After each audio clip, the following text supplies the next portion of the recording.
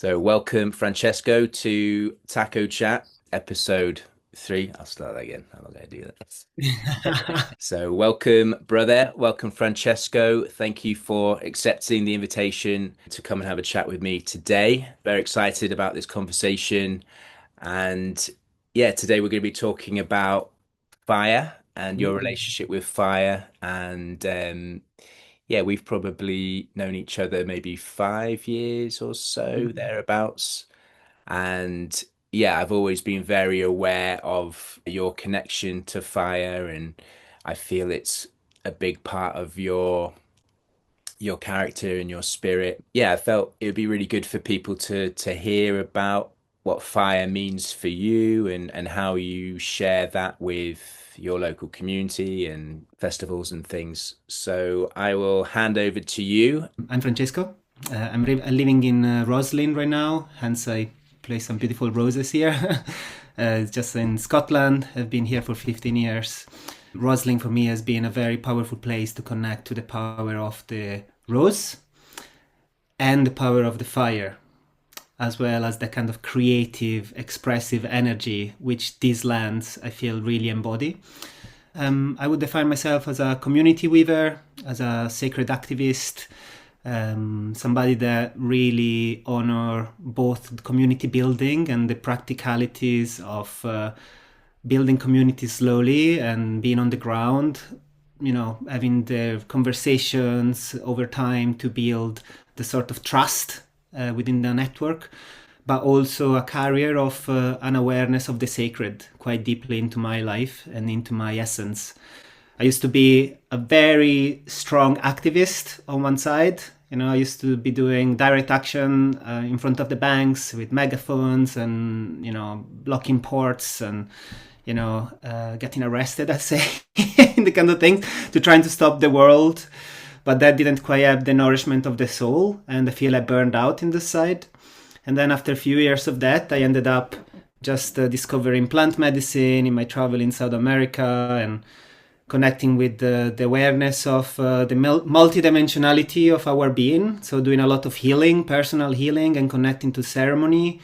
I used to work a lot, with plant medicine, ayahuasca, peyote, all these kind of things, and I ended up for a big journey just in the world. And I travel a lot with different First Nation tribes, with Lakota, with Werarika tribe in the desert, which are the guardians of the peyote.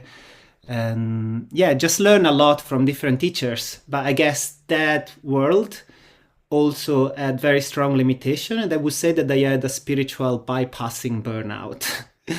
So I feel like the kind of whole community I was involved with, I was very good at doing ceremonies, but not really good at building community and actually facing the truth of what we actually need to do as human beings to grow grounded community and to face the challenges that we're here to face.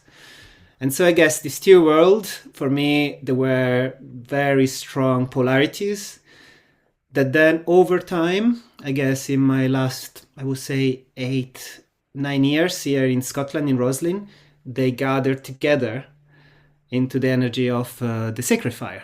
And yeah, fire has been a very deep way finder and way opener in my life. And so I think having connected these two worlds together, now my main work is to really honor the fire in my life as much as I can, using it as a metaphor to nourish and to feed the flame of what keeps my soul alive, but also to bring it to community, to share that magic, to share that energy, to enable people to connect in their own way to the fire, to then, at the ultimate level, remember how to build network and expand the consciousness together by remembering the kind of shared essence that it is within our heart, which has been fed by the energy of the sun. Everything that we live is fire energy, and is the same energies in the stars. Same energy in the stars, in the sun, and is in the fire. So all these for me kind of really bring a lot of the elements that I am here to carry in this lifetime as in service. Mm, Yeah. yeah. Yeah, thank you, brother. I guess my experience of fire, when I think back, I remember camping trips, and I was part of something called Cubs and Beavers, and we had, yeah, I remember there was a fire, and I don't know if we were singing Kumbaya around the fire, but it was that kind of vibe. I didn't really go camping with my family. We didn't have a proper fire at home, so I didn't have that connection within the home space of a fire. And then I suppose there was like bonfire night, that's a kind of tradition in this country, which seems to have got a bit out of control recently, especially where I'm living in Liverpool. There's just these ridiculous and quite dangerous bonfires. Yeah, entering the kind of plant medicine, spiritual circles, and the role of the fire in those spaces as a sort of transmuter of energy, and a kind of you kind of that cleanses the space, and it's a sort of focus point, and it's offers protection and warmth. And then I got to experience this summer at Ron Fest, our friend Ron's birthday gathering, and you kind of brought the sacred fire there. And yeah, that was a really special moment where it was kind of bringing people from all different walks of life, like different parts of Ron's life, like family, old friends, kind of new friends, and the fire became this place of, yeah, unifying all of those different worlds. And yeah, it was a really special thing to be part of. Yeah, yeah, it was beautiful. And yeah, when you're doing this, for me, the word that comes is focus. The focus things together. And it's interesting that I'm Italian, and in Italian, the word for fire is fuoco. That comes from Latin. And Latin, guess what the word of fire is? It's focus. Ah, okay. So focus means fire. So if you think about the energy that, the fire can have in focusing things, but also in bringing people together toward a shared connective elements that everybody's almost equal and caring for together. Fire is a metaphor for what actually we care both about, and we can all put aside our difference to care for something that goes beyond the self. And this is such a powerful tool and reminder in these times, where the conflict end up being the focus rather than the true essence that we nurture. And it's something that kind of feed us, something that feed both me and you and everybody. Yeah, thank you. And it's interesting, like thinking back through the generations, and what fire meant for our ancestors, and even not that many generations back. Yeah, the role that fire would have played within the family home, providing heat for cooking, for drying clothes, for cleansing the space, pre-TV, it was, I imagine children would just kind of stare at a fire like they would a TV, and they just let their imaginations go. I suppose like the last 100 years, there's been a big shift Mhm. globally, and people not really having fires in their home like they used to, and got Yeah. central heating now, or fireplaces, but like with fake fires to kind of imitate the look of a fire. So yeah, I do feel like it's something that we need to bring back more to our lives and communities. But I suppose one of the issues maybe is having the right space. So you work at the Salisbury Centre, and that's where you run regular fires. There is a very evident disconnection from fire and where to do actually a fire safely. Fire, it is massively dangerous as well, and transformative, transmuting force that if not done properly in the right place with the right health and safety measure and with the right awareness of how to create a safe fire that is actually functional, but also a sacred fire is a fire that I guess you honor as something that can connect us to something beyond the mind. Any way to create a fire needs to be done with the right, circumstance. And right now, yeah, I do work at the center, which is very lucky to have a fire pit in the garden, which has been there for 52 years. So, it's beautiful that there are beautiful stones, and you can really feel and connect to the number of fires that happened into that place over the years.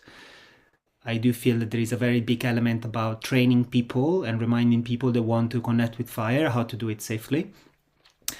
And at the same time, yeah, I do feel that fireplaces and fire pit are a very key energetic spot within the land or within, different communities that can have a very important role to play in the times to come. There is a lot of people with land, a lot of people that might have a garden. If you find the right circumstances and imagine you can open a fire pit in this specific land. And so if over time you start seeding these fireplaces with fire keepers that can hold these fires all over the land where you are, the country, the world, and everybody start remembering that there are other people connecting and they're sharing the same values. That really creates almost like a neural pathway, a neural network of fireplaces which connect. Whenever you light a fire in one permanent fireplace and there is somebody else lighting a fire somewhere else, there's the same energy, there's the same energetic that ultimately is almost like connecting. So there is almost an energy of the mystery of the sacred can truly enable this to happen. And so having fire keepers and fire pit, there's a beautiful element of the whole movement of sacred firekeeping, which I believe I'm here to kind of support the growth of. It sounds like, am I right in saying that this is a bit of a calling for you, like a sort of life mission you Yes. can to help create this network of Mm-hmm. firekeepers? And yeah, no, it's a beautiful vision, and yeah, I could really sort of see it, these kind of beacons across the planet, not just the country.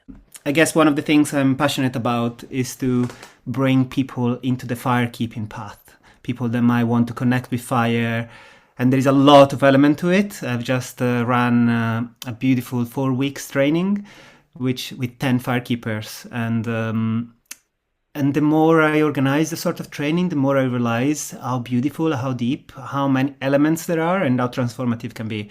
Once you light a fire, a lot of people will come, and what's going to happen?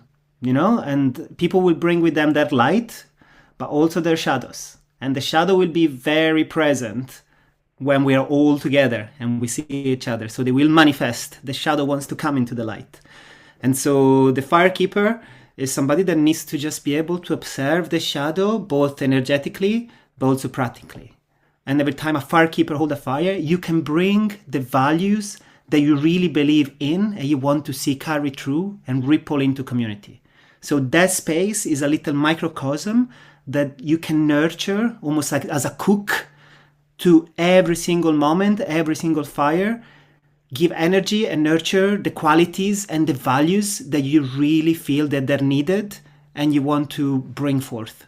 I would love to light a little mini fireplace, which I usually carry with me, and this is my community rose flame. But I'll just love to light it just to welcome in the spirit of the fire and then kind of even just see what they might do as part of this conversation. So I've got my little sparker here, and I put here like some little things that come from the, what's the name? Thistle, Oh maybe? yeah, yeah. Thistle fluff. And so I would love just to call in, just light a fire with this spark. And also, yeah, honor the spark that, you, Taco, are doing with this Taco chat, and giving thanks for the spark of energy between us and our connection many years ago, and calling that spark of the sacred fire for us to be able to be here and nurture us, and welcoming the fire to be part of the remaining part of this conversation.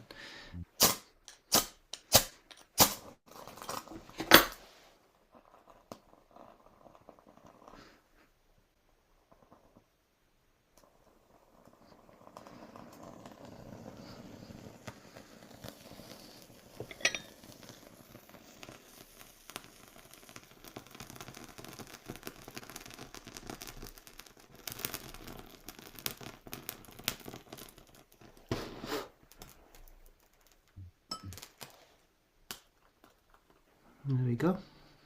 Welcome. Mm, beautiful. Love the sound as well of the fire. It's a Mm. really like the crackling. Yeah, It's this is really, one of the primal energy, whenever you feel the fire coming up, it's such a mm, sound in our DNA. mm, This rose flame has been maybe alive for 1 year now. Sometime after a while, it can just consume down a bit, and you might just want to change it. So there is process to create and give birth to new rose flames. I love to honor my dear friend Liam, which carried through this beautiful technology, which I've shared with so many people all over the world. And he's doing the same. It's a beautiful mini practical tools that you can use as a firekeeper to do your personal practice, but also to bring in community. And it's not about the size of the fire, it's actually about the quality. you know Even this is a very powerful medicine for these times. What is that we need, and how to really manage our resources carefully, and to get the most benefit for the body, but for the soul as well in these times. The power of holding fires, either this sort of fire or the fire in communities. Um, there are fires where we light them with an intention to be fed and to feed something beyond the mind. This is what I will define as a sacred fire, differently from a fire that you will just light and start throwing rubbish in and to burn your, old papers and stuff. It's a fire that you nurture with an essence of beauty. You create beauty. We need beauty. We are human beings. We are creators. And in the world of AI right now, a lot of emphasis is going in how much do I create? And how fast can I create something? And how much I can share it to as many people as possible without feeling a connection to them. And this is such a drying element of life. Is such a consumeristic and disconnective, capitalistic approach. Well, whenever you light a fire and you create a safe space, you create non judgment, you create welcoming, and you create the energy of the fire that calls your deepest longing to be expressed or to receive the blessing that the fire is bringing. That really creates something that people, every time they come to a fireside session, they feel, oh my God, I forgot what belonging means. And the fire is there as a portal, reconnecting us to that giving and receiving and shared presence. I see, I talk about this network of fireplaces. I see them as acupuncture point of the land, acupuncture point which our song, our creation can actually be shared not only for other humans, but for the land. For me, the key point is the intention that we are lighting a fire with. So you might just light a fire to warm up yourself. You might light a fire to see. You might light a fire to cook your food. You might light a fire to burn your things, which is all good. It's got functionality, and you could say ultimately everything is sacred. So whenever you use the word sacred, is such a weird word. However, what sacred means to me is something that aligns with what I found in my study of spiritual practice, to bring together most of the spiritual tradition, which is honoring something that goes beyond the mind, honoring something greater, and creating a space where that is honored, and we remember that we can give gratitude and we can feed something beyond ourselves, beyond our individuality. Something that reminds us that there is something that we share with everybody else. It's not just about me. It's not about my food. It's not about my warmth. It's not about my vision.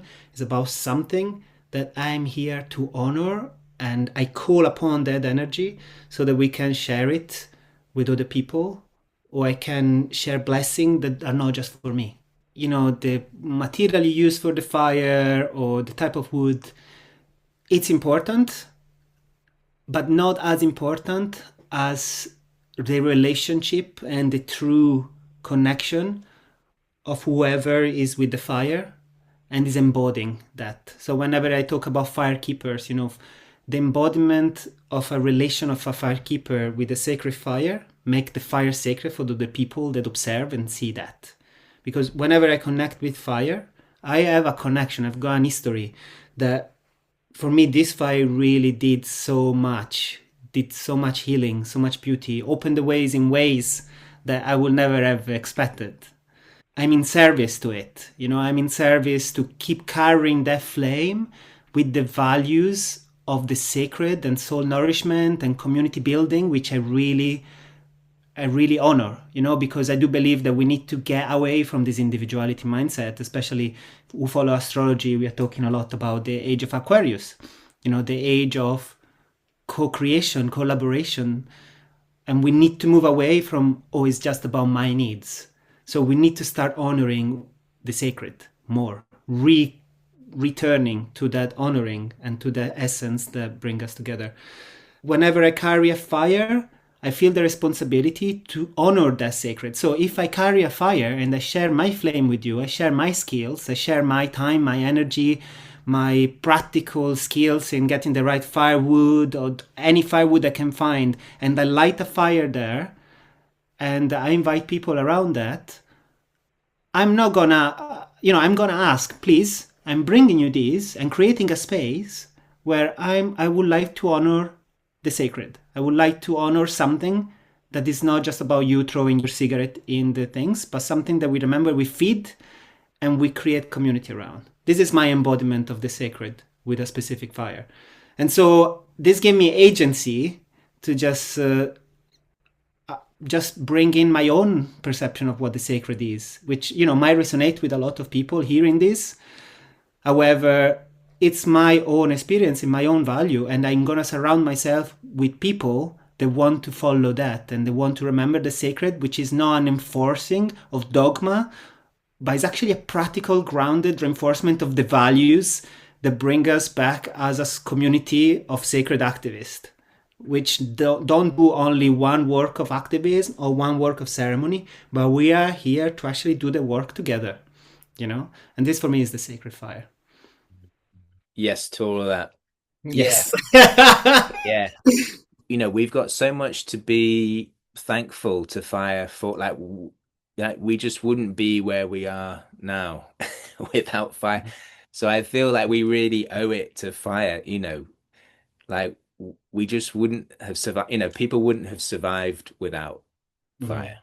Yes. And it's like we owe it to fire and the power that comes from fire and how it can be used in not so positive ways as well, and how we choose to use it. And I suppose that goes for everything, it goes for AI, it goes for Mhm. everything. It's always a choice, isn't it? Kind of how we choose to use Mhm.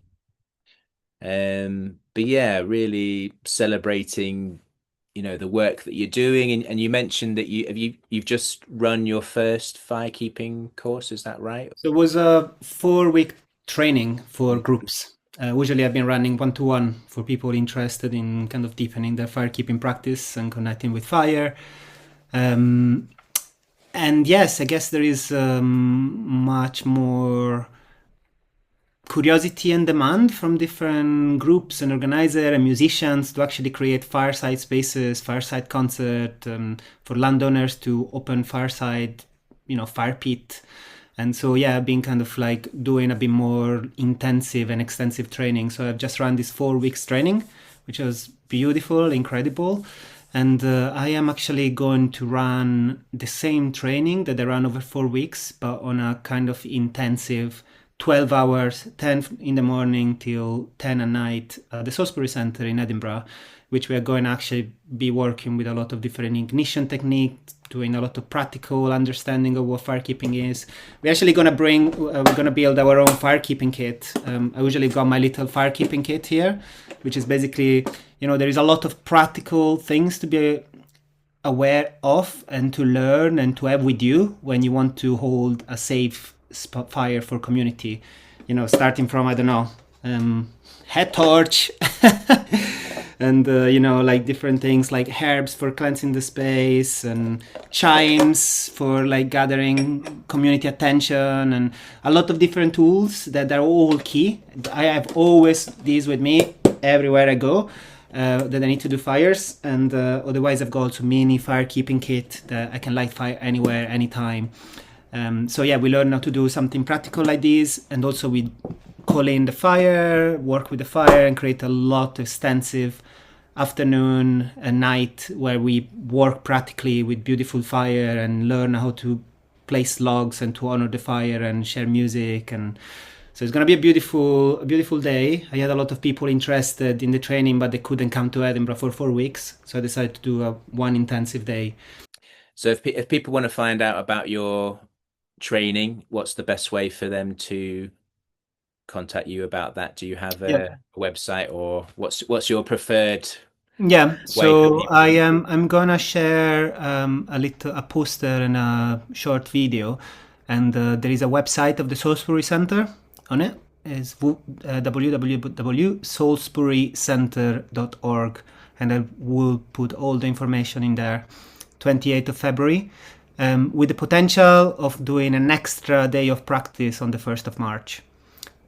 So the Salisbury Center will be the best platform to find out about this. Amazing, nice. Okay, so yeah, we'll play that video, and that will kind of give people an idea of what the training involves and how to Mhm. contact you and everything. Amazing. Well, it feels like maybe that's a good place to bring things to a close. But yeah, just want to say thank you so much for yeah, coming and sharing your, yeah, really feel that passion. Um yeah, the love that you have for the fire. I can really feel the way that fire works through you. And I've felt that since I first met you, I think, but just to kind of see what your journey's been over the last 5 years with fire is really inspirational, and how you're sharing that with others. And yeah, it's a very cool thing that you're doing. So celebrating you, Francesco, and yeah, looking forward to seeing how that all unfolds for you in the new year and beyond. Mm, So yeah, beautiful. thank you. Thank you so much. And yeah, I will say goodbye to our little sacred fire. And I pray for many more times for us to kind of gather together around the fire soon, dear brother. Oh, you've got a No, little cheers. It's not candles. it's not as good as yours, but we could do a Okay. little cheers on the Well, as part of the training, sometimes we build some of these rose flames. So if hopefully we find a time together to build one. Mm. I'll say goodbye. I give thanks for the beautiful blessings that we receive always from the sacred flame of transmutation and transformation. And ask that any of the sharings that we did here today about the sacred flame reach the heart and the deep ignition in the heart of everybody who feel the call to work with fire.